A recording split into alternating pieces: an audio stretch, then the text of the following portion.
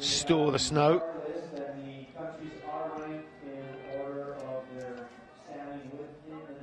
21 teams entered, and their bib number corresponds to their position in the Relay World Cup as opposed to their position in the World Championships. And as I'm sure you know, Germany are the current world champions.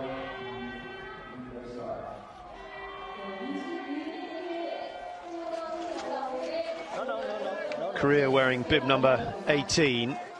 Now, if they complete the relay, I'd be surprised. It's only 4x6, so each lap 2 kilometres. The speed they're skiing, they'll be around that 2 kilometre loop. I suspect something around 5 minutes today. We'll keep an eye on it. The wetter, softer conditions are going to slow things down dramatically. Pleased to report that the conditions in Lahti are cold and crisp. That means it's going to be fast, that means it's going to be easier, that means it suits the power skiers. Ustiagov, who races over 50k, and Petter Northug going over 50 kilometres today. These are the ideal conditions for Petter Northug. Is he going to create the story of the Nordic World Championships? We will see.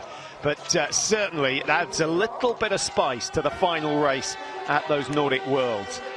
That's coming up later on this morning. Team number 3, Ukraine, silver medalist from the World Championships. France, of course, taking the bronze medal.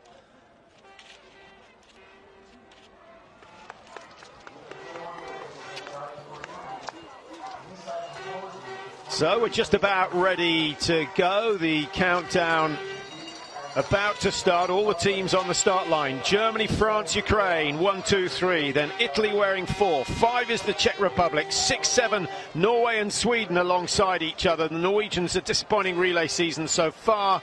And then Russia wearing 8. Belarus 9. Poland 10. Can you believe Russia ranked number 8 after 4 relays? Norway, well, I can't see them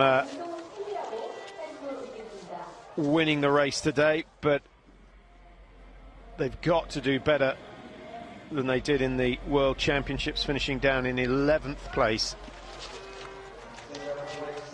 Jardine Sloaf from the Netherlands, but dual nationality, races for Sweden now, and I have to say that Wolfgang Pichler has done a great job with her.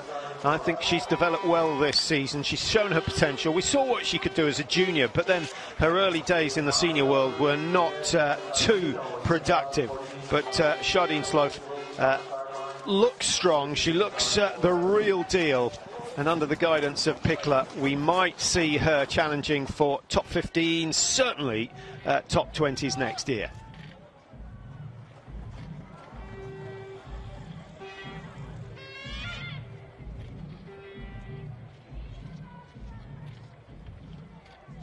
Well, it's a nice strong heartbeat.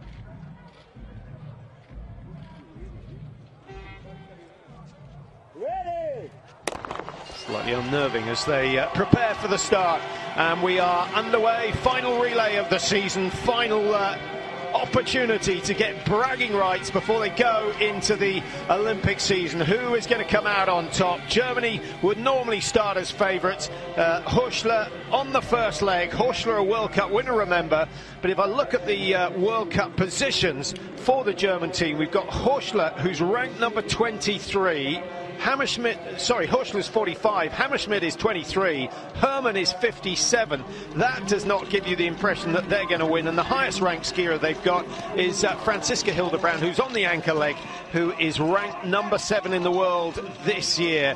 And that maybe gives you some sort of an idea as to how reliant Germany are on their normal anchor leg, Laura Dahlmeier. But Dahlmeier sitting trackside, and she'll enjoy the fact that she's getting an extra day's rest before she heads to Kontiolahti, where she'll hope to tie up the crystal globe. So Vavinets of Ukraine straight out in front, hasn't done much so far this week. 44th in the sprint, missing just one target. So I think that's a good move from Varvignette. Let's get out front, dictate the pace. No one's really going to want to push it too hard at this stage. And she knows that if she's with the leaders at the end of her 6-kilometer effort, then Ukraine have a very good chance. Zima on the next leg, Vyashchemenko, who's not back to her former glory days, and then Merkashina on the anchor leg for Ukraine. France sitting in second. I think France and Italy are the two teams we really need to keep an eye on. But as you'll be aware, if you're a regular viewer of biathlon relays, it only takes not one bad performance, one bad shoot, and you can find yourself out of contention. Ukraine, by far and away, the most consistent team in terms of their performance on the range this year.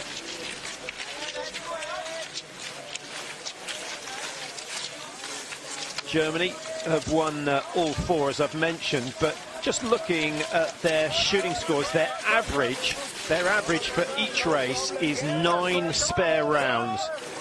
In Antolz they needed 12 spare rounds, but they haven't done a penalty loop in the relays this year, and generally you've got to avoid the penalty if you want to finish up on the podium.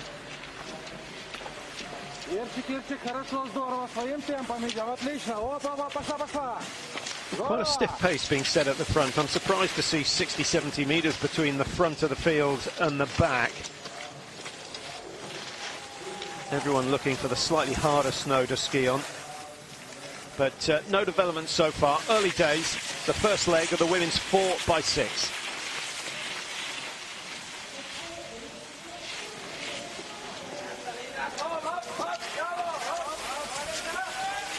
One and a half Ks completed in 3:07. That's pretty sharp. That's not bad at all. Well, I thought the tracks would be slower. I think it's going to get slower as we go through the day. They've actually had an army of track scrapers out there, just taking the fresh or the melting snow off the surface. And particularly on the uphills, they've worked hard to keep the track in some sort of condition.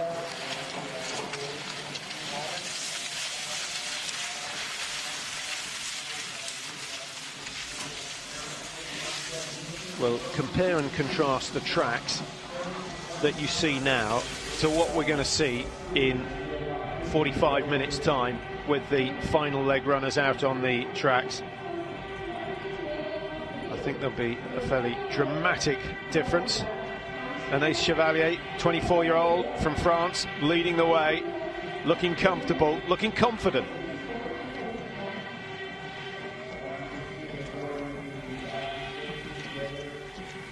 So approaching the range, first 2 kilometers almost completed. First right-hand turn, then they go under the tracks. Just little concern, never liked concrete tunnels myself, but it's a slow part of the course, so we're never going to see people coming through. Actually, from this shot you can see that it's wider than it appears from the shot that we get before they come under the track and into the range area. So there is plenty of room come the mass starts. A long season for the athletes, just as long for the coaches, who generally arrive before the team and leave after them. So they'll all be looking forward to the end of season. Well, France missing early. The Czech Republic, not a good start from them, with Yislava Rakimova of Russia is the first to clear 5. Took her time, but did well. Lisa Vitozzi has got 5 with 5 as well. Germany with Nadine Horschler will go up into the top 5 positions with her shooting record, but that's not good from Chevalier after a really good start on the skis, missing an opportunity to open up a lead on the rest, and lots of spare rounds required. The Telltales more active than they've been in any of the races so far. The wind generally the same, blowing left to right, but you can see the big built-up area, the tracks on the left.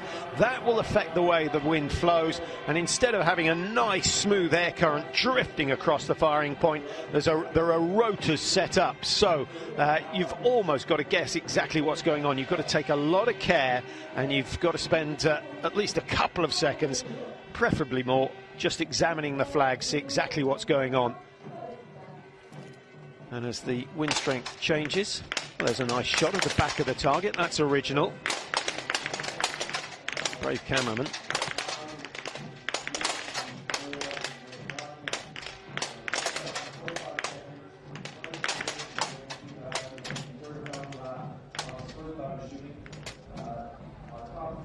All the athletes storing their spare rounds in different places on the stock.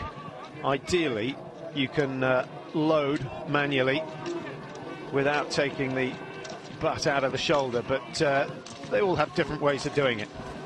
So Lisa Vitozzi, good shooting from her to come clear. Fialkova of Slovakia just making ground in the early stages, and it's Titania Akimova in an unfamiliar position. Akimova, who surprised us, I think it's fair to say, with her win in the sprint in Novo Miesto just before the Christmas break. Held good form the following day to get second in the pursuit,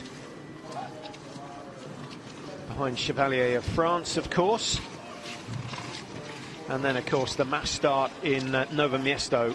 In terms of women's races, I think that's about as good as it gets in terms of atmosphere and drama. What a day it was for Gabi Kukalova, winning in front of her home crowd of over 35,000. Brilliant performance by her.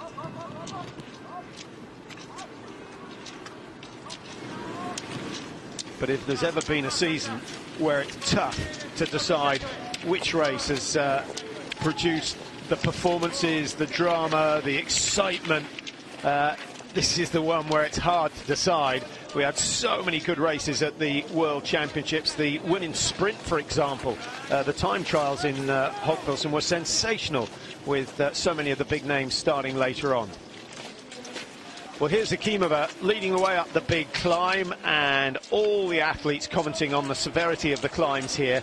Mäkäräinen absolutely delighted. These are the sort of courses that suit her, and these are the sort of conditions that suit her. The softer it is, the greater the advantage the good hill climbers have, and the stronger skiers, cardiovascular, those with the most efficient cardiovascular system really benefit.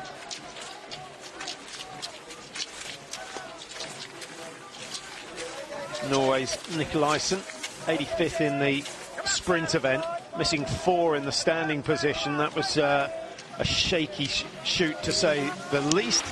This good run from Fialkova. Italy's Vitozzi looking comfortable in 3rd. Ukraine with Barvinets giving away, what, 25 metres to the race leader at the moment. Germany with Horschler sitting in 5. Just behind her is Anaïs Chevalier of France in 6. So most of the favourites still up there. No real damage done on the first shoot. But if any one of the leading 3 can produce a fast, accurate shoot on this standing shoot as they come in for their second time, we could see a significant margin. Significant would be something like 24 seconds, because that would be 3 spare rounds. Claire Egan for the United States. America often race Susan Dunkley first, but they've got the confidence in Claire Egan and feel that they can now afford to put Dunkley second.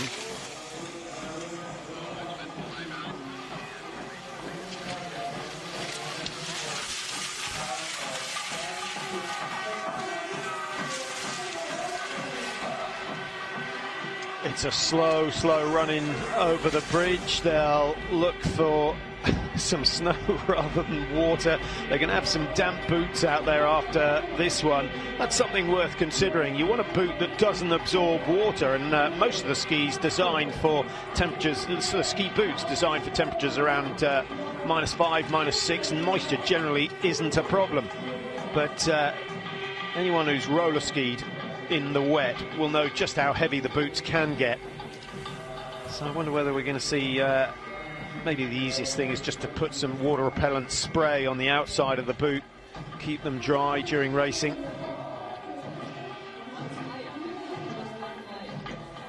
Now Vitozzi it is, with the honour of taking lane number 1, and the lane they zeroed on is the number they have on the bib, so she's not too far away. Fialkova quite away from her zeroing lane, shouldn't make a difference in the stand. Now let's see how we go. Chevalier a little bit shaky in the prone.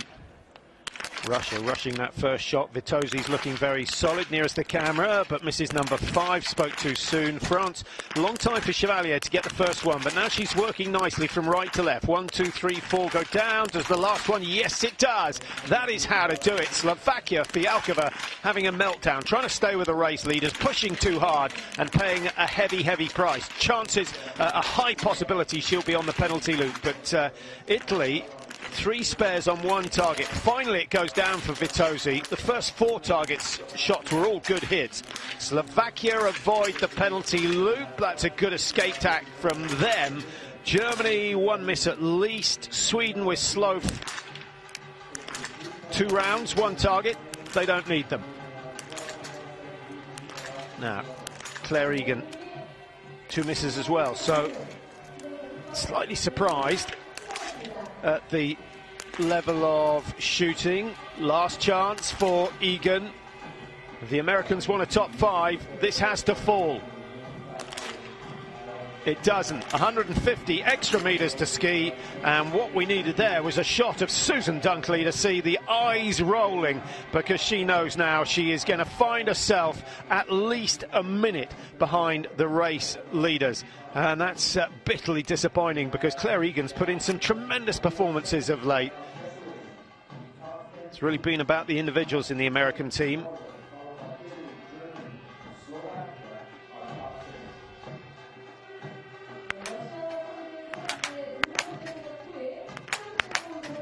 Well, this is Vitozzi. First 4 shots were brilliant.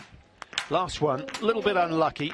Split round, but 80% of the round outside. In fact, you can see where the centre of the shot was.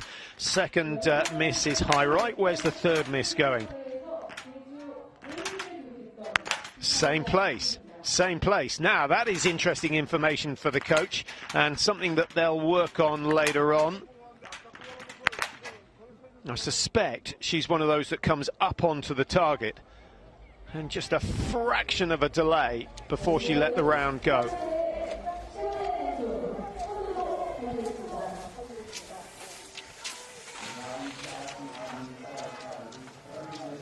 So we've still got 6 teams up the front. The Austrians with Lisa Theresa Hauser, 23-year-old, who's showed really good form in Antolz, but faded before the World Championships.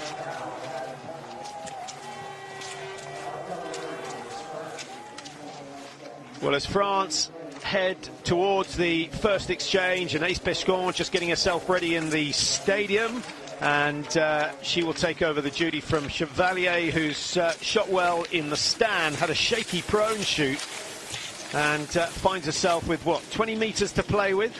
By the time she goes over the crest of the hill, if she can put in a little burst before the top of this climb, I think she could extend this lead to a significant amount. Rosanna Crawford is the woman making the chase. This is one of the best performances we've seen from Crawford so far this year. Julia Ransom, Megan Tandy, Emma Lunda, the rest of the Canadian team, they'd be happy with top 10. But if they got a top 5, there would be a party in town. They produced good results before, actually. I think if we go back to Le Grand Bonin, what was it, 3 years ago, beginning of the season, the Canadians, an exceptionally good relay there. So we know they can do it. It's a question of all their athletes producing their best performances. And the way that Crawford is going, she might well catch an Ace Chevalier. But the bad news for the French is that Crawford's efforts are dragging Nadine Horschler of Germany to a much, much better finish. Great skiing from Crawford, really impressed with that. Ukraine still in 4, Irina Varbanets, who's not really had a good outing here. 44th in the sprint. Don't quite know why she was so far down. She only missed one target and then managed to gain 20 places in the pursuit. She would have enjoyed that. Hit 19 out of 20 in the pursuit. There's Hauser. Not raising her game like the Austrian men have done over the last week.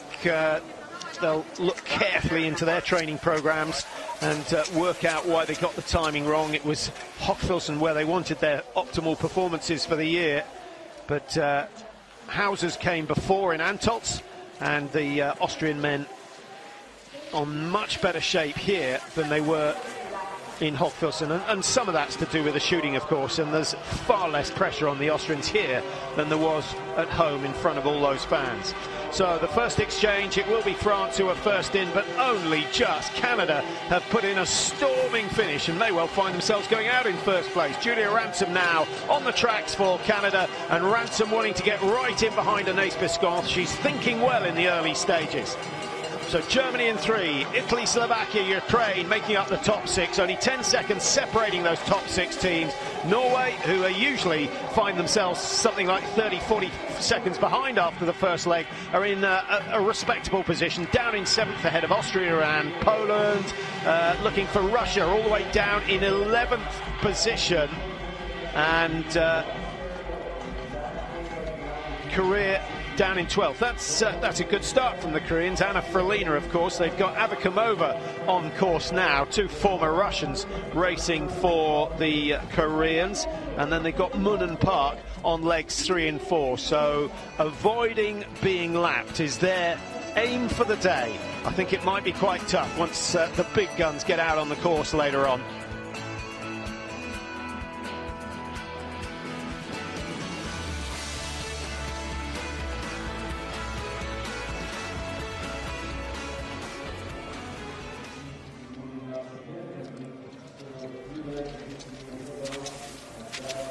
The leading 3 closing up. Anaïs Biscoff. Interesting season for her. She was really skiing very well in Östersund at the beginning of the season. She had good results in Oberhof. She skied really well in Ruhpolding, then started to lose form. But actually, she's raised her game again, having missed out on a lot of the World Championship races. She's back on good shape. 8th in the sprint, got herself up onto the podium in the pursuit. So it's been one of her best World Cups of the season, and she's looking strong. Looking a little bit Marit Bjørgen-esque as she works her way up the climb. She's got that sort of powerful stature on the skis. Maybe a little bit more movement in the upper body than we see from Marit Bjørgen, but a strong pair of legs. And Biscoff will be hoping to improve on her 19th position in the World Cup standings. She's got plenty of opportunity. 5 races remaining for individual points this year. Still only 13 seconds between the top teams, but the World Championships, just looking at the positions after the first leg, we had 30 seconds separating the top 5 after the first leg, so good work by all the teams concerned. Canada, I think, the surprise package so far, sitting up there in 3rd position. Ukraine, Italy, Slovakia, Norway, Poland just behind them, Austria hanging on. Hauser has done her bit. It's Fabienne Hartwege who's on course for Austria now, and Team 20 just coming through the exchange. This is Lithuania. Kuzhina, and handing over to Razumachute.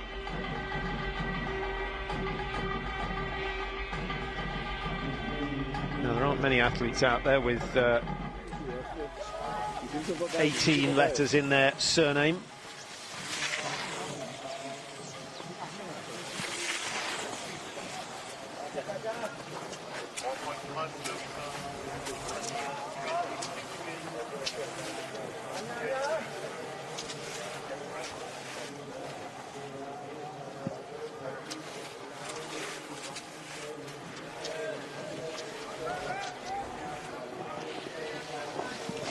Well, still the glide on the skis is good. I think they've done some excellent work, considering it got nowhere near freezing point last night. The clouds coming over at the back end of yesterday, and temperatures first thing this morning at 6 degrees. It's only going to get warmer. Very, very early start if you are watching in the UK. Congratulations if you managed to get it up in time for the start of this one. Men's race coming up a little bit later on this morning.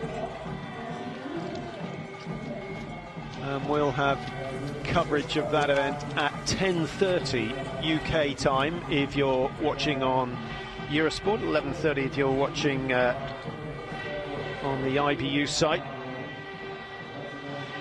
And you're in Europe, of course.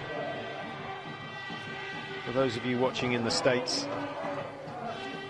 you'll still be fast asleep, I suspect. Now, shoot number 3. First on the second leg. We're back in the prone position. The wind's died down a little bit from the first leg runners. Slight change of the sights. What was that? 2 or 3 clicks clockwise for the French. We'll see whether it pays off. Not so far. First one goes wide for Anaïs Béchant. Canada could be going into the lead. That will be a first for this season. They will do. Great shooting.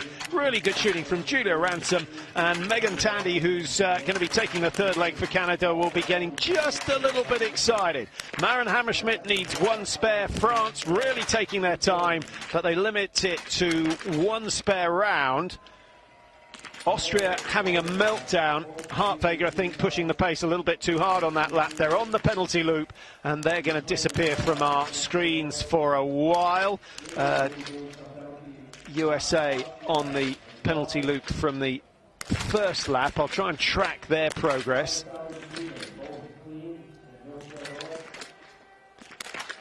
Zhima for Ukraine, 20 seconds behind, so they're starting to spread out now. And Hammerschmidt just getting out of the stadium before Canada's Julia Ransom. But I think Ransom quite happy to sit in behind. She took her time clearing the firing point, and a good move from her. I thought she did just the right thing, tucking in behind France and Germany on that first lap. So there we have the order after 3 shoots. We've got another 5 to go. Germany, Canada, France are the 1, 2, 3. Germany, of course, looking for 5 wins out of 5 for the season.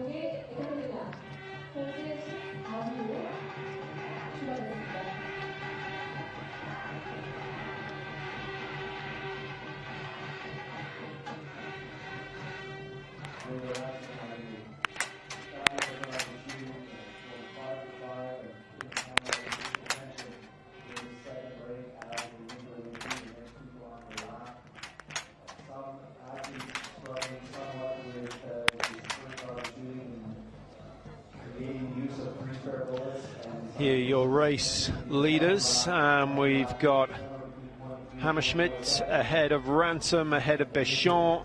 8.3 seconds was the margin when they left. Looks as though Béchant's closed a little bit of that gap down.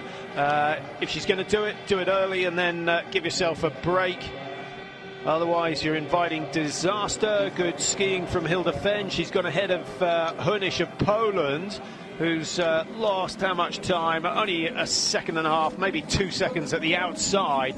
And Zhima down in 6th place at the moment. Fialkova hanging on in 7th for Slovakia.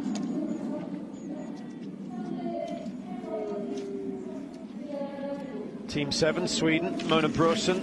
Been, I think, fair to say it's been the best weekend of her World Cup season.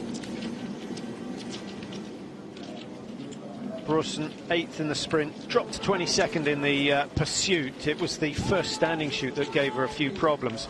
But in the first half of that pursuit, she looked very strong. So I think we might see something from her next year. And the Swedish team again starting to rise, but they need a superstar. They've had plenty of them in the past. The Forsbergs, the Olofssons, or Zideks, and of course, I was going to say Ekholm, but some of you may remember her as Helena Jonsson. Jonsson had success out here in Korea. That was when she was in her prime. I think she won the pursuit here back in 2009. Fialkova in 7. 24 seconds. Margins are growing. Just looking at exchange 1, we had 28 seconds separating the top 10 teams, and that has not quite doubled, but not far off. Sanfilippo of Italy really struggling after a good effort from Vitozzi on the first leg.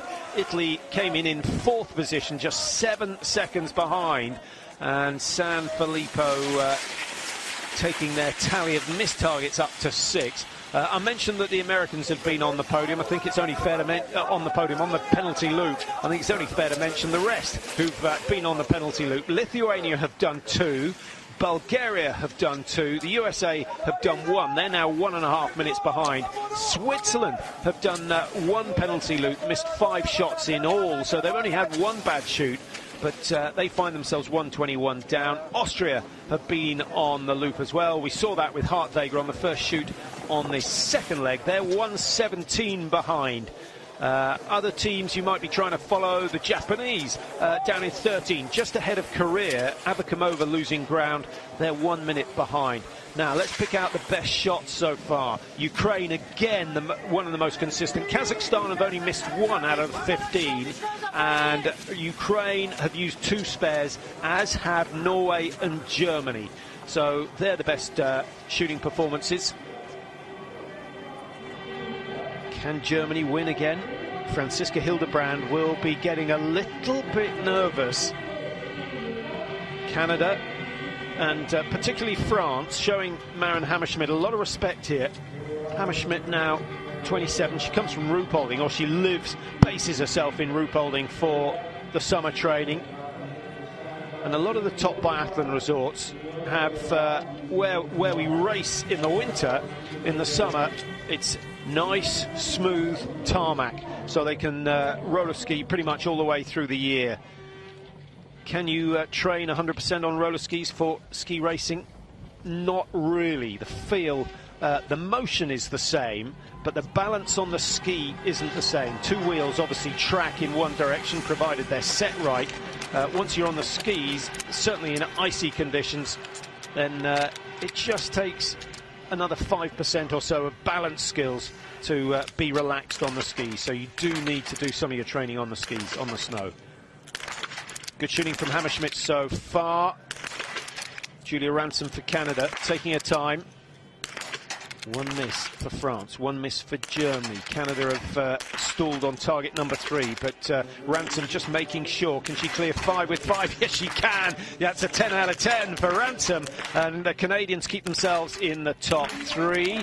France, that seems to be the way. They're skiing brilliantly, losing ground every time they come in to shoot. Normally, it's the other way round, or holding their own on the skis and then out-shooting everyone else. But it's not really happening with the French women so far this season.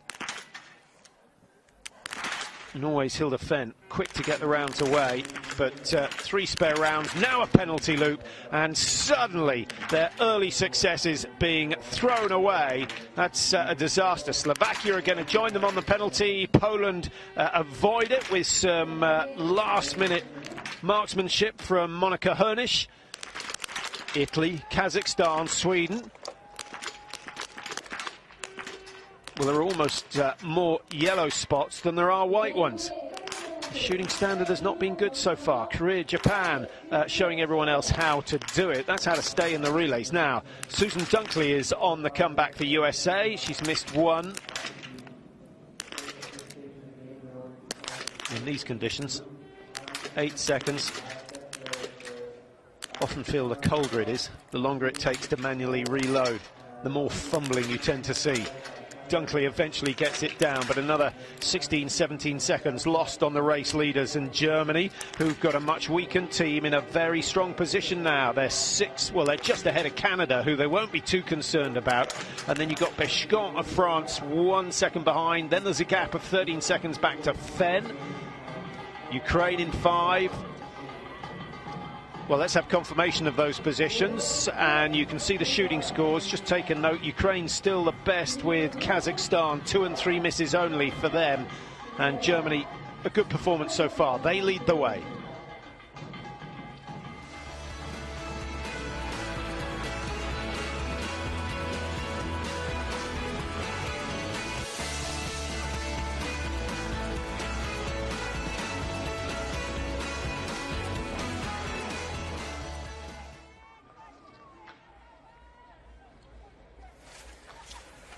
So we have a team on their own for the first time today, and it's Maren Hammerschmidt who's heading for home.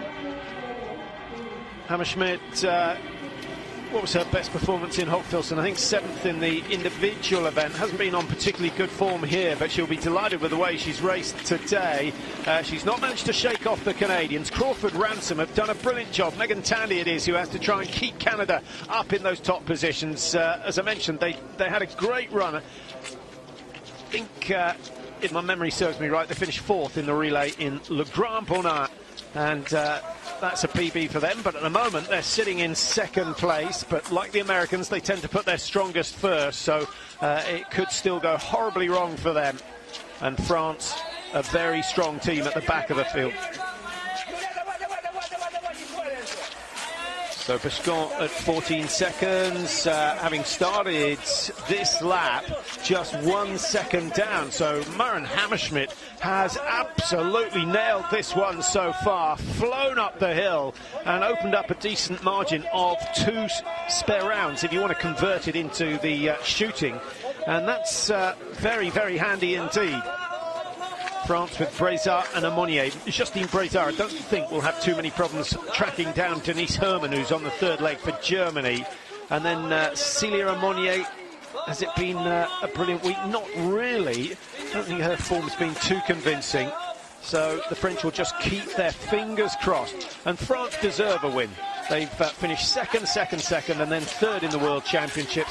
4 out of 4 on the podium. 14. Of course, the Maple Leaf giving away the country, Canada. And I think that was a nervous smile from Megan Tandy. It's not often the Canadians find themselves in this sort of a position, but performance of the 2nd leg definitely going to Maren Hammerschmidt of Germany. She was given the baton in 3rd place, 4 seconds adrift. She's going to come in with something like a 15-second advantage over the other teams, and that is just what Denise Herrmann would have wanted. Now, Herrmann's weakness, the standing shoot. She's not at 80%, she's not at 70, she's down at around 60% hit rate. So if there's a danger of Germany going on the penalty loop, it is at the back end of this 3rd leg. But what an effort from Hammerschmidt. She's allowed Denise Herrmann to race her own race. She can just pace herself into the first shoot.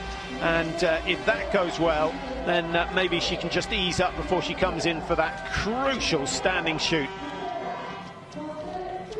33 minutes on the clock, so we're looking for a winning time of around an hour 6. The World Championships won in 1:11.16, so it's a slightly quicker course than we saw in Austria. Ukraine 22 behind. How's their progress gone? They finished the 1st leg in 6th, 9.8 down.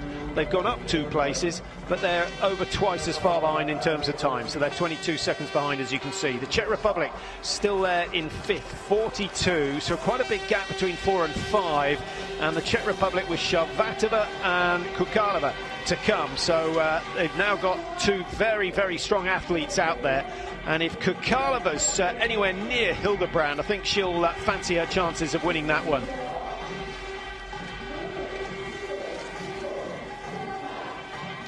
Well, it's a long way to come to race, and I think if the Olympics weren't here next year, well, firstly, we may not be holding a World Cup here, but if the Olympics weren't here next year, well, there's nice interaction between Hammerschmidt and, of course, Julia Ransom, and I think Hammerschmidt delighted that Ransom produced such a strong performance. They are still in 3rd position.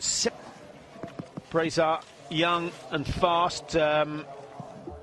She could be the next superstar for the French, and they've produced a long line of fantastic athletes. Corinne Negre, Briand, we've had Bavrel, Robert, of course Durand Abert, who's still racing well, not racing today though. That could be a crucial decision.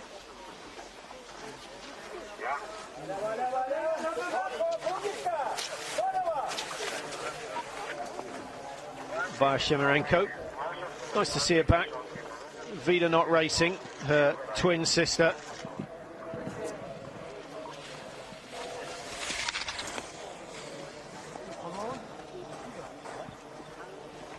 And here come the Czech Republic. Shabbatova now at 52. Well, Shabbatova has given away 10 seconds to Denise Herrmann over the first 1.5 kilometres. Slightly surprised by that. Is Shabbatova just taking it easy early on? Or has she got bad skis? Or is Denise Herrmann really pushing hard to try and extend that lead over France? I am surprised that Herrmann has opened up 2 seconds on Justine Brezard. In terms of the Ukrainians, Ukraine were 22 behind, now 27, so Herrmann's taken 5 seconds out of them. Eckhoff of Norway coming back into it from 1:10 behind. Eckhoff's flying. She's absolutely flying, but she's not a good enough shot to be able to take this one too recklessly. So don't be surprised if we see a few yellow flashes opposite the Norwegian target on this first shoot on the third leg. I always think the third leg's so crucial. Now, Herrmann 25th and 33rd in the 2 events here so far this week.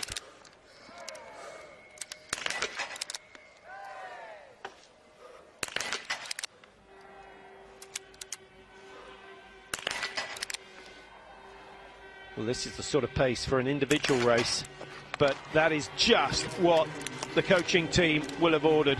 Herning might even have a little bit of a smile on his face, having seen those 5 targets fall. Brezard skiing fast, has to spend, what, an extra 10, 11 seconds. We've had some great graphics over the last couple of weeks, but not today, giving an indication of how long they take from sticks down to the first target going down, or the first shot being released. Broke a position too early on shot number 5, and again Canada using their shooting skills to come back into the race. Megan Tandy, great performance from her. Canada going back up into second. France get away, but the margin between them and Germany has grown to massive proportions. Shabbatova for the Czech Republic can't really afford any more mistakes.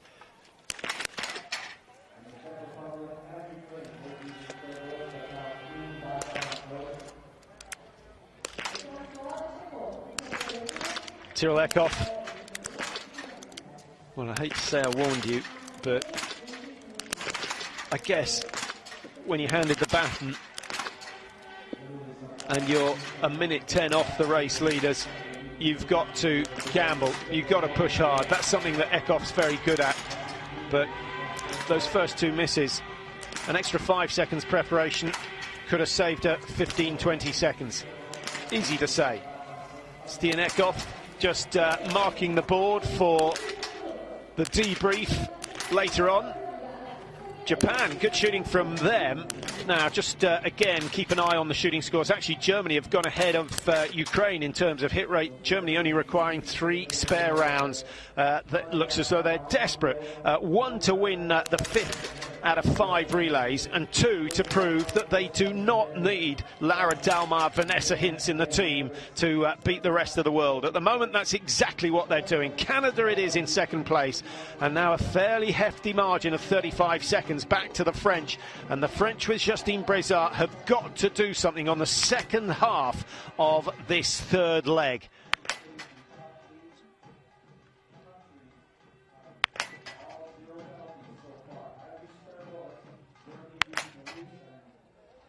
Well, I think that was one of the best shoots we've seen from Denise Herrmann. There it is.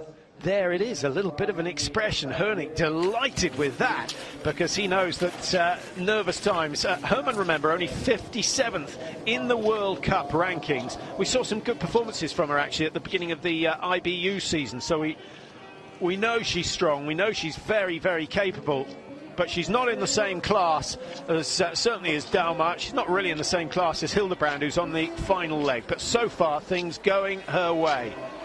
Skied that first lap hard, maybe too hard. We'll see if she loses time. Started this second lap 29 seconds clear of Tandy.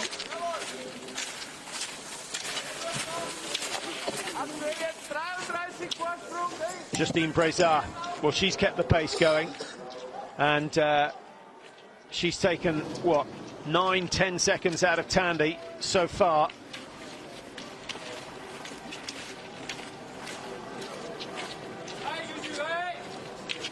Well, good gains from Breza. She was 35 behind, and in the last 1,200 metres, she's closed 5 seconds on the race leader.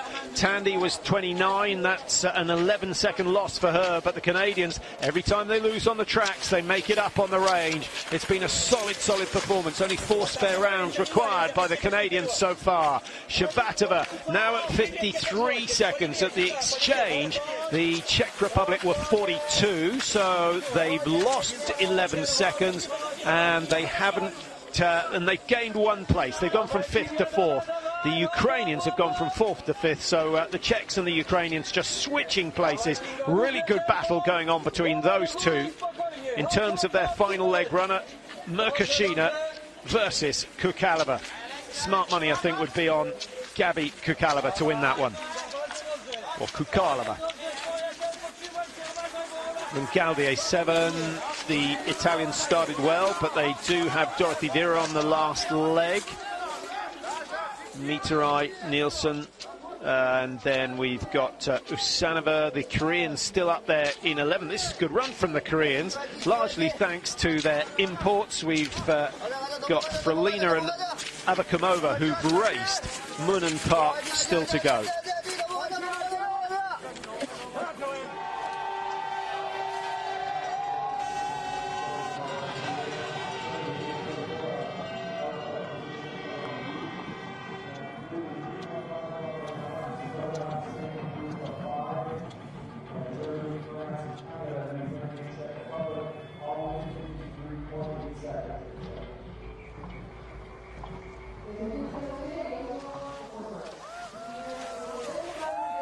Great power shown by Justine Breza, looking for the faster sections of the course. It's not easy in these conditions, and those wet patches of snow are getting bigger and bigger. There'll be massive rills cut into the base of the ski, just so the base of the ski spills the water, a little bit like the theory on a car tyre, but obviously not quite as dramatic as that.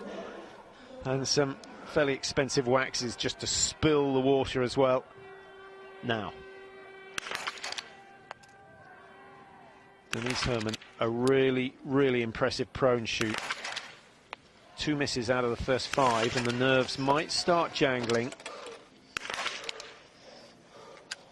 Now, this could change things. Breza, from 35 seconds behind, has got herself to within 25. Now, Germany in danger of going on the loop, and that is exactly what will be going through Denise Herrmann's mind. 2 rounds, 2 targets. Canada again have a chance, so Germany's 5 out of 5 now in doubt for the first time in this women's 4x6 relay. France have got to seize the opportunity. This needs to go down for Breza. It does go down, and France take the lead for the first time. Here come Canada again. Megan Tandy to try and keep them in the podium positions. That would be the story of the week if they manage that, but they're still a long way from home. 11 targets remain standing for the Canadians. Now just 10. Now just 10. Tandy has done her bit, backing up what Crawford and Ransom have done so far. Now Ukraine, surely they'll be able to knock this one down. Via Shemerenko, it does go down. They'll move up into the top 4. Germany, despite the penalty loop, are still only 17 seconds behind, so that's something that Hildebrand has got to aim at. Tyrell Eckhoff, not quite as solid as we saw her in the sprint race. Eckhoff getting on the podium for the first time this season out here, and actually she's produced her best races of the year in PyeongChang. That is going to boost her summer training because she'll know the track suitor, she'll be comfortable with the range here, and I think we could see a whole lot better performances from Eckhoff come the Olympic Games next year than we saw at the World Championships this year. Poland are doing penalties. The Czech Republic now 58 behind. After the last shoot, they were 51. And the Czech Republic dropping, having got themselves up into 4. They've gone back to 8th position. Still, they're within a minute. And if you're within a minute at the final exchange, you have a chance. It's a slim one, but you have a chance of winning the race. But with 7 teams ahead, I think it's highly unlikely at this stage, despite the fact that Kukalova is ready to go. She'll be on the last 6 kilometres for the Czechs. So France, Germany, Canada, same 3 teams, different order as they head towards the stadium. What's going to be interesting is how much time Breza can take out of Herman. I'm assuming she can take some more time out of her on this last 2-kilometre loop. 10 seconds extra would be very, very handy for Celia Amonier.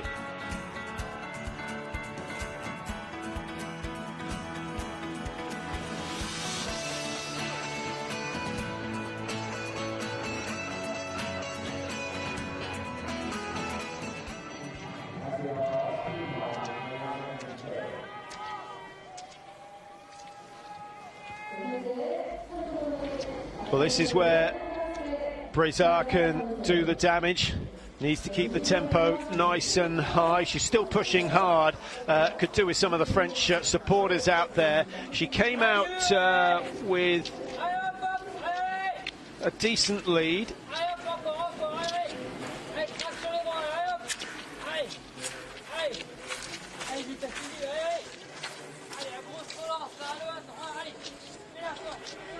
Now 13.6 the margin. I thought she might be 20 clear, but Herman obviously recovering. Herman pushed very hard on the first lap, took the second lap easy. I'm not sure she took it easy, but I think she had to take it easy. Norway, I think, are about to depose Canada in terms of podium positions because Tyrell Eckhoff is on the charge. Certainly the quickest skiing we've seen from Tyrell Eckhoff. She's had illness problems this year. That's one of the reasons that she's not been on form, but you may say, why does that affect the shooting? Well, you just don't recover as quick when you come into the range area. And, you know, she's been pushing harder than normal to try and make up the time. And it's nice to see that she's not lost some of this spark that we saw from her at the World Championships in Oslo last year. And Gaudier just tucked in behind the Norwegians at the moment. There's Kukalova. Good race here would boost her mood, I think, for the next 11 months of Olympic preparation, and it pretty much starts the minute they leave here. Merkashina, last leg for Ukraine.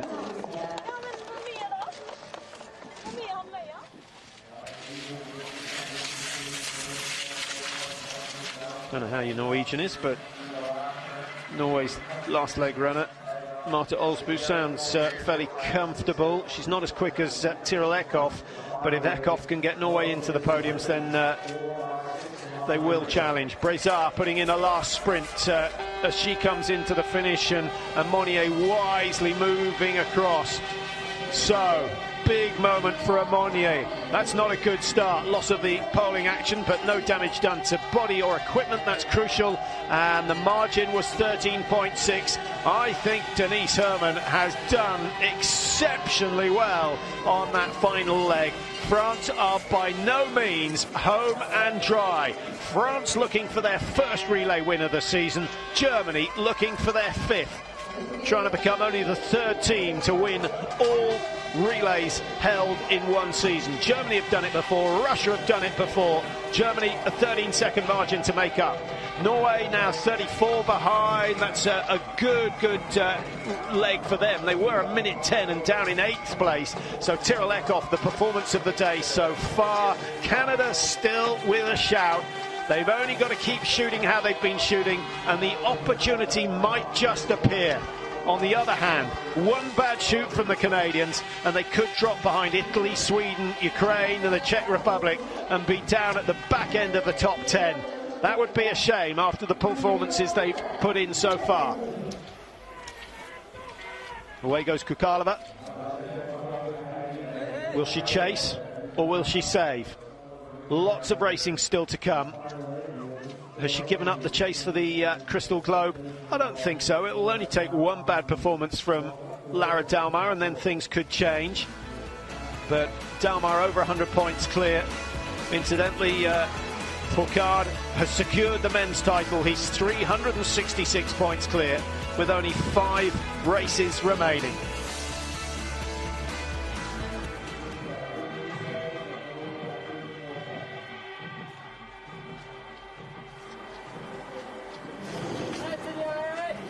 Well, nervous moments for Monnier of France. Looked a little bit unsteady coming out of the exchange area, and I think that was just a sign of tension, really. Now, Franziska Hildebrand has the look of a hunter to me. Very, very steady. It's an efficient style.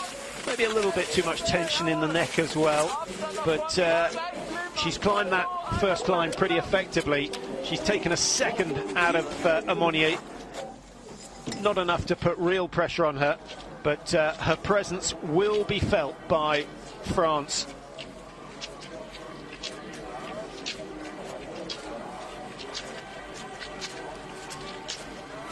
France, Germany, Norway, Canada, Italy, the top 5 in the women's 4x6 here in PyeongChang. The final women's relay of the season. There goes Dorothy Vera in 5th place. She's only got to make up 10, 11, 12 seconds, and she's could find herself on the podium. Magnusson of Sweden could run by the Swedes. Sloth, Brorsson, Nielsen, now Anna Magnusson on the tracks for them, 54 behind, and just 6 teams within a minute of the race leader. Murkashina just outside, and for the first time this year, the Ukrainians missing more than 4 targets. They've required 6 spares. They've still got 10 targets to put down. The best shooting of the day, Canada with 5 spares, and Japan, only 3 spare rounds required, but they haven't got the ski speed to compete with the top teams. They're 2 minutes 4 seconds behind. Now, we've lost 2 teams so far. Lithuania have been lapped. Estonia have been lapped. Bulgaria certainly in danger of getting lapped. They're 4:16 behind at the moment. In fact, just waiting to see whether Bulgaria actually got to the 3rd exchange. They haven't gone through yet.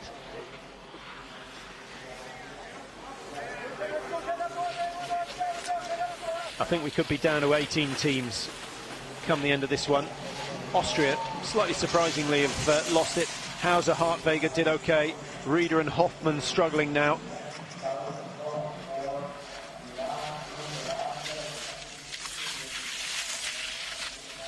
That's Anna Magnusson from Sweden, looking really comfortable. Nice relaxed skiing from her. Good pair of skis can make all the difference in these conditions. A bad pair and you've got no chance. Now, how will the French nerves hold out? Celia Monnier, 80% hit rate in the prone, so we shouldn't have any problems at this stage. She cleared all the targets in the World Championship prone shoot and then had a bit of a nightmare in the stand. Takes her time for the first shot, but it goes wide. A little bit of a breeze left to right.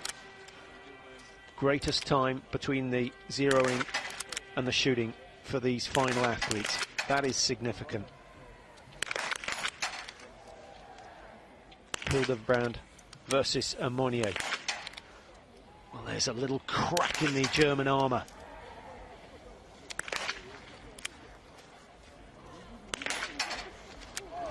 Well, how about that?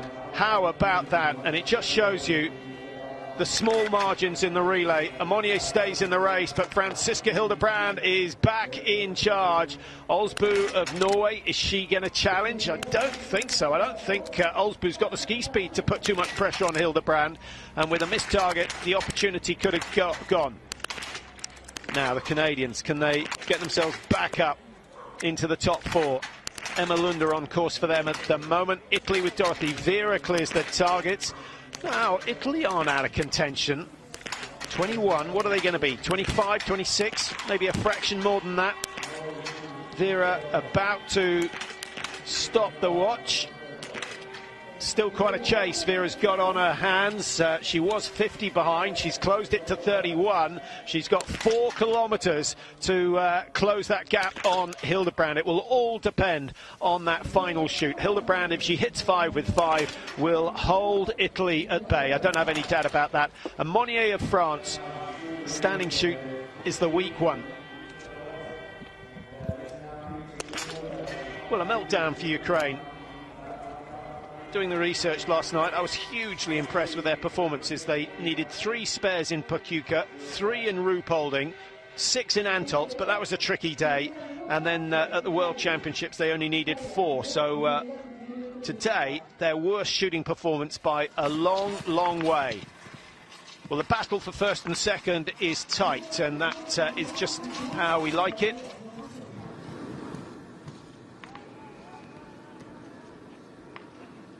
Hildebrand looks to be under control. Celia Monnier now having to ski hard. Now let's just compare their standing shoot record. We've got Hildebrand on 84%. If we look more currently, she's hit 14 out of 15 in the stand position in the 2 individual events here. Monnier, on the other hand, has a 68% record, and she has missed 4 of those 15 stand shots, so she's hit 11 out of 15, and Hildebrand is on 14 out of 15. So if it goes to form, then Germany are going to win this one and make it a very, very impressive season. And I don't think there'll be anyone more delighted than Laura Dahlmeier, who is not racing today, but she seems to be in a much better team spirit this year. She looked a little bit apart from the rest of the German team in Oslo at the World Championships last year, but I think there's a happier situation in the German team, and that can often lead to good results. How much time has Vera clawed back? She was 31 seconds behind. Olsbu was 40 for Norway, and Kukalova, who was down in 6th position, was 47 behind. They're all closing, but have they left it too late? Well, slightly surprised to see Vera losing time. Now it goes to 40. What's going on there? 9 seconds lost in the first stage of this second leg.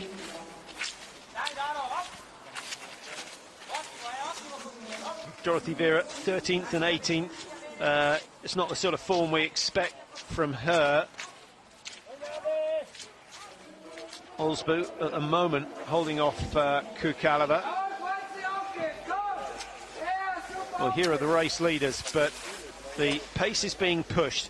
I think Hildebrand is feeling the pressure of Celia Monnier, and cannot see Monnier hitting 5 with 5. I'd love to see it happen, but the way she's skiing, she is really pushing her limits. I just can't see her clearing all the targets. But has she put enough pressure on Franziska Hildebrand for the German to miss targets? We're going to find out in the next minute and a half. Last little bit. You can see it's a relatively easy approach to this range. The tricky part is the wind conditions. Monnier has taken 2 seconds out of Hildebrand. Dorothy Vera has lost another 2 seconds, so that's a loss of 11 in total over this second lap. Kukalova started 47, she's gone to 52. Olsbu started at 40, and she's losing ground as well. So the pace at the front is fairly ferocious. It could, of course, be to do with ski speed, and Celia Monnier, the fastest of them all. Well, that's a fantastic effort from the French athlete, but can she ski this hard and shoot perfectly? It is highly, highly unlikely. If she does it, give her a huge amount of credit. The battle of the coaches. They'll be talking after the race, but not now. Here we go. There's Dahlmeier. She looks as nervous as Hildebrand.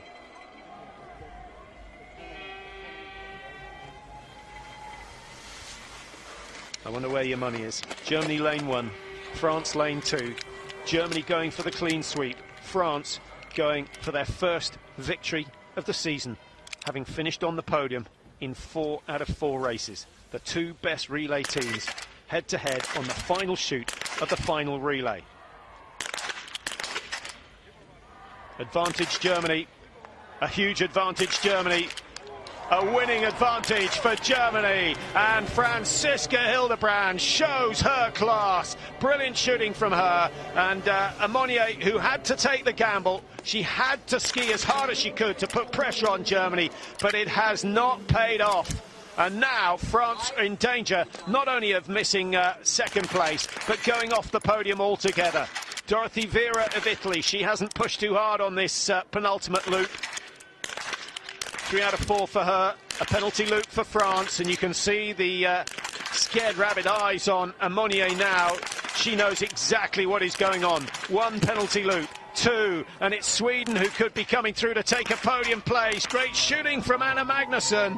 That's the best we've seen from her for a long while. So a Scandinavian battle for second at the moment. But Dorothy Vera and Kukalova, the two fastest skiers on this leg, are going to make a race for the podium. So lots to look forward to in the last 2 kilometres. But Germany are home and dry. A 45-second advantage with that meltdown from the French. And you have to feel for Celia Amonier, and you have to wonder how Dorana Bear feels, because normally she would be the ankle leg runner. Emma Lunder, if she finishes in style, that's great shooting. Sigh of relief from her. Didn't go well in the prone shoot, and Canada dropping out of contention. They've not done a penalty loop. That's only 7 spare rounds required by the Canadians. So it still goes down as their best relay of the season. But there was a moment when I thought they were going to finish on the podium.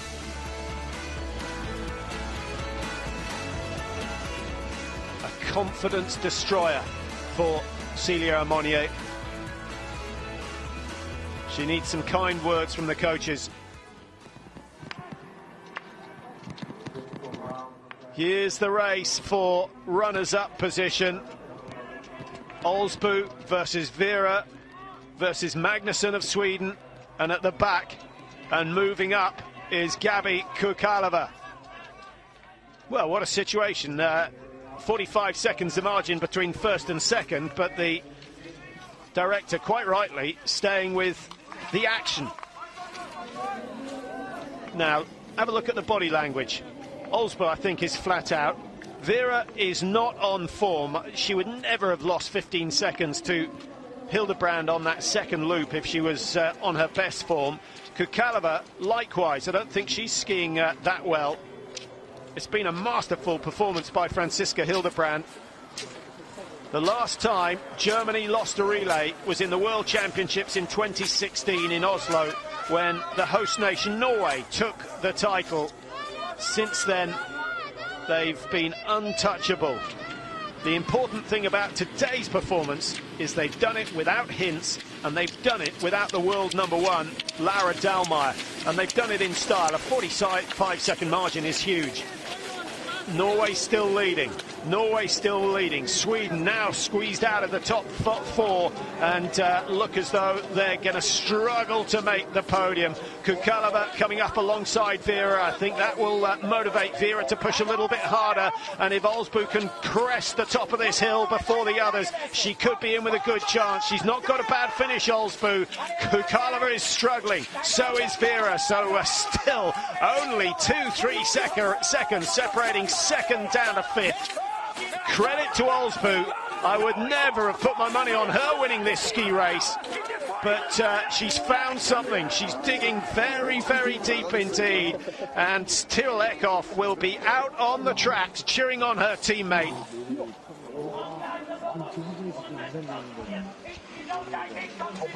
Well, just thinking in terms of tactics, Olsbu wants to have a lead of 20 metres or so heading down the hill into the stadium. Otherwise, she's going to drag the Czech Republic and Italy behind her. Kukalova working hard, but the body just isn't responding as it normally does. She's really struggling to close that gap. Great skiing from Olsbu. Now a little bit of space between second, third and fourth. I was going to say Oslo. Olsbu of Norway still in second. Good revival from Anna Magnusson, who absolutely sensational cornering skills from Magnusson there to destroy Dorothy Vera, who's now looks as though she's in trouble in terms of finishing in the top three. It's a cruise to the finish for Franziska Hildebrand. She needs a bigger flag than that. It's been an immaculate season from the German relay team. They won in Pekluka, they won in Ruhpolding, they won convincingly in Antolz, they won the world title in style, and they've won here in PyeongChang with the B team. It just doesn't matter. It's not a B team, it's just a different A team. Brilliant performance from them, and here comes Magnusson to produce a great story in the finish. It's Norway versus Sweden versus the Czech Republic. It's neck and neck as they come into the finish. Kukalova just edging ahead for that second place, but who's getting third? Will it be Norway? Will it be Sweden? The lunge for the line, and I think Sweden denied. Norway have got second. It was a brilliantly timed lunge from Olsbu. Great effort from Kukalova. Well, third place yet to be decided, and we need to see the side-on shot. Magnusson dug so deep. Well, that's much more obvious, isn't it? Norway have got second place, obviously, and Kukalova comfortably ahead. But Magnusson, a tremendous effort. Left her charge just a fraction too late. Stiernekov, big smile, because Norway have come back to finish in second place. They were down in 8th at the second exchange, up to third after the third exchange, and then they came out of the range in 4th position after that. In fact, Norway came out in 5th position after the final shoot. They were 4th after the 7th shoot. Sweden 23 down, Italy 5th, France down in 6th. Celia Amonier, she's going to take some consoling this evening, because remember, she was leading at the start of the final leg. Canada in the end having to settle for 8th place, and Canada were still in 4th at the third exchange. They were on the podium right up until that stage, but what a finish. Lots of excitement. Germany, a class of their own. Really fine performance from them.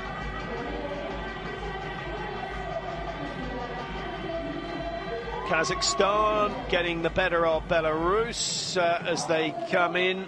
Daria Domracheva 2:07. The Belarus team missing 8. Kazakhstan doing a penalty. France doing 2 penalty loops, all after the last shoot, and that pushed them all the way from 1st down into 6th position. Not unlucky, but I don't think Ammonia had any choice. She had to chase. She had to chase Germany on that second lap. Down in 11th place.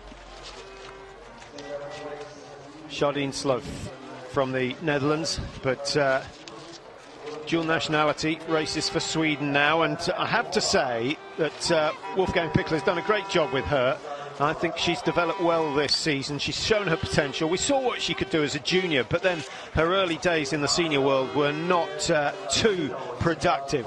But Jardine Sloaf looks strong. She looks the real deal, and under the guidance of Pickler, we might see her challenging for top 15, certainly top 20s next year.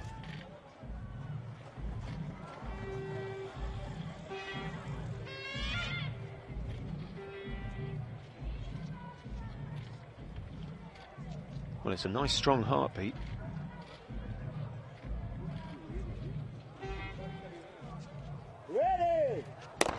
Slightly unnerving as they prepare for the start, and we are underway. Final relay of the season, final opportunity to get bragging rights before they go into the Olympic season. Who is going to come out on top? Germany would normally start as favourites. Horschler on the first leg. Horschler, a World Cup winner, remember. But if I look at the World Cup positions for the German team, we've got Horschler, who's ranked number 23. Horschler's 45, Hammerschmidt is 23, Hermann is 57.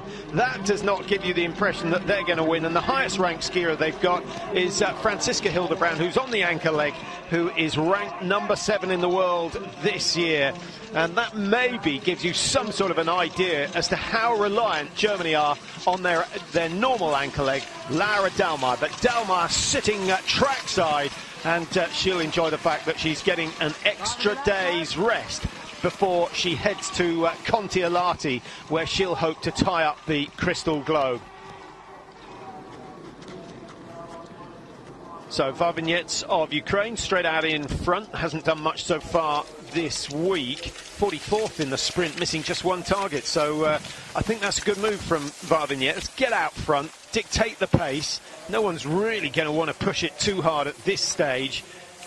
And she knows that if she's with the leaders at the end of her 6-kilometre effort, then Ukraine have a very good chance. Zima on the next leg, Vaya Shemerenko, who's not back to her former glory manually, without taking the butt out of the shoulder, but they all have different ways of doing it.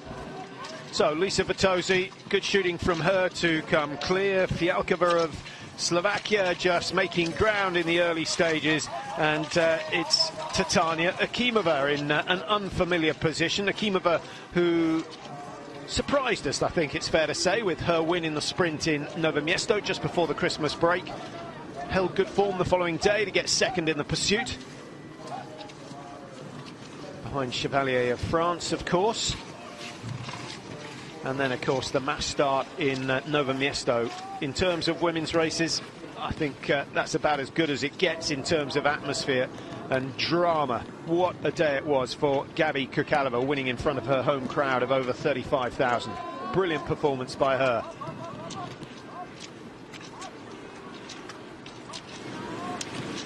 But if there's ever been a season where it's tough to decide which race has produced the performances, the drama, the excitement, this is the one where it's hard to decide. We had so many good races at the World Championships. The women's sprint, for example, the time trials in Hogfelsen were sensational, with so many of the big names starting later on. Well, here's Akimova leading the way up the big climb, and all the athletes commenting on the severity of the climbs here. Makarainen absolutely delighted. These are the sort of courses that suit her, and these are the sort of conditions that suit her. The softer it is, the greater the advantage the good hill climbers have, and the stronger skiers, cardiovascular, those with the most efficient cardiovascular system really benefit.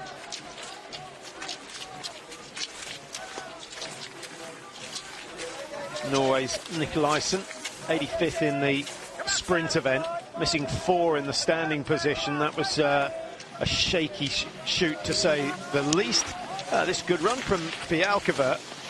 Italy's Vitozzi looking comfortable in 3rd. Ukraine with Vavinets giving away, what, 25 metres to the race leader at the moment. Germany with Horschler sitting in 5. Just behind her is Anaïs Chevalier of France in 6.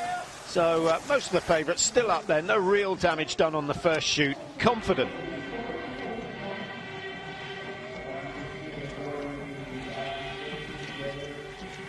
So approaching the range, first 2 kilometres almost completed.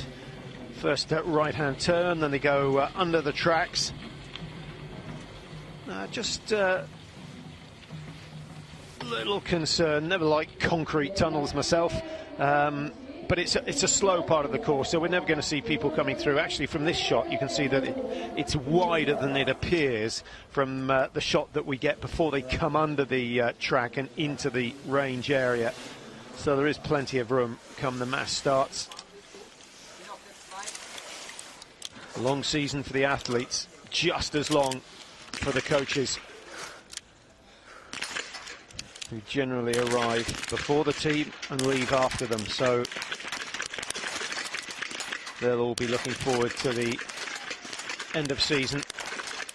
Well, France missing early. The Czech Republic Not a good start from them with Yislava. Akimova of Russia is the first to clear 5. Took her time, but did well. Lisa Vitozzi has got 5 with 5 as well. Germany with Nadine Horschler will go up into the top 5 positions with her shooting record. But that's not good from Chevalier after a really good start on the skis.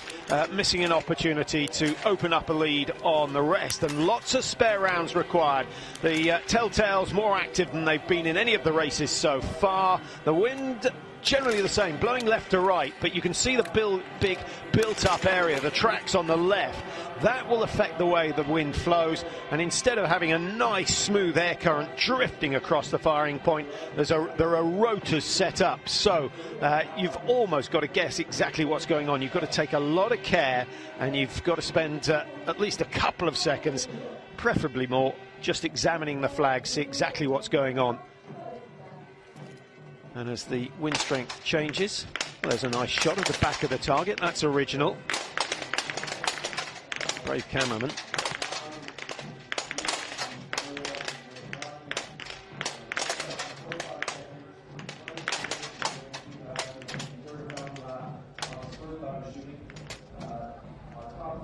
All the athletes storing their spare rounds in different places on the stock. Ideally, you can load, store the snow.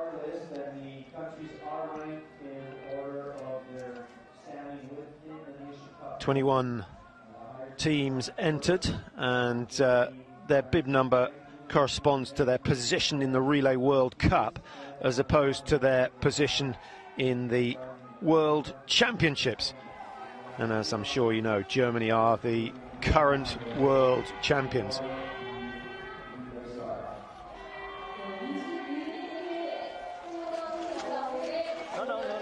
Korea wearing bib number 18.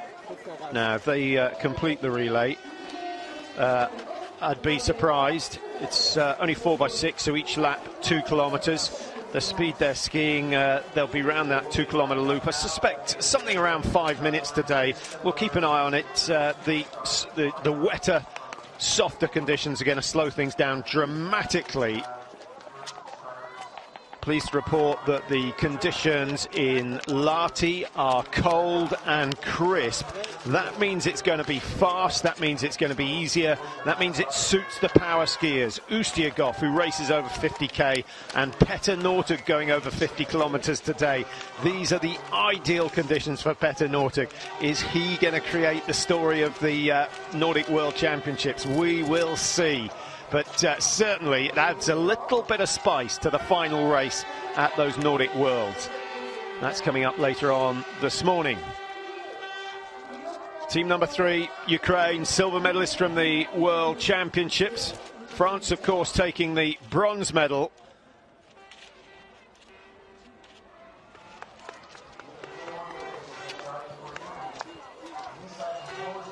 So we're just about ready to go. The countdown about to start. All the teams on the start line. Germany, France, Ukraine, 1, 2, 3. Then Italy wearing 4. 5 is the Czech Republic. 6, 7, Norway and Sweden alongside each other. The Norwegians, a disappointing relay season so far.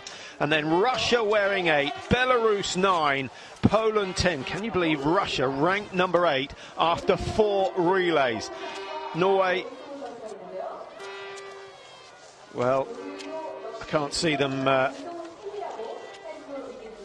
winning the race today, but they've got to do better than they did in the World Championships finishing days. And then Merkashina on the ankle leg for Ukraine. France sitting in second. I think France and Italy are the 2 teams we really need to keep an eye on. But as you'll be aware, if you're a regular viewer of biathlon relays, it only takes not one bad performance, one bad shoot, and you can find yourself out of contention. Ukraine, by far and away, the most consistent team in terms of their performance on the range this year.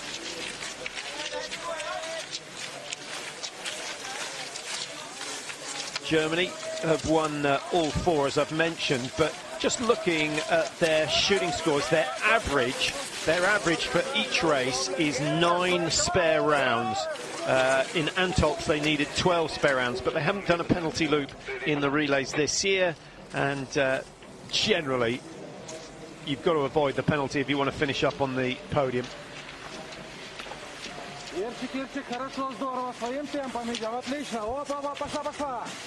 Quite a stiff pace being set at the front. I'm surprised to see 60-70 metres between the front of the field and the back.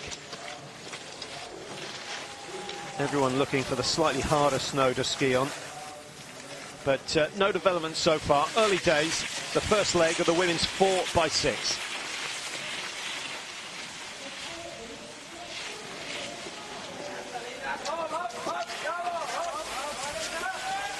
One and a half Ks completed in 3:07. That's pretty sharp. That's not bad at all. Well, I thought the tracks would be slower. I think it's going to get slower as we go through the day.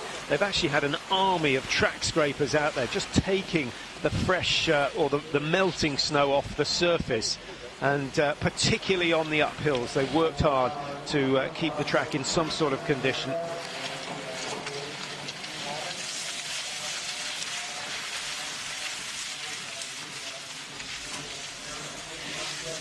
Well, compare and contrast the tracks that you see now to what we're going to see in 45 minutes time with the final leg runners out on the tracks.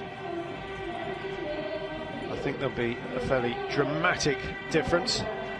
Anaïs Chevalier, 24-year-old from France, leading the way, looking comfortable, looking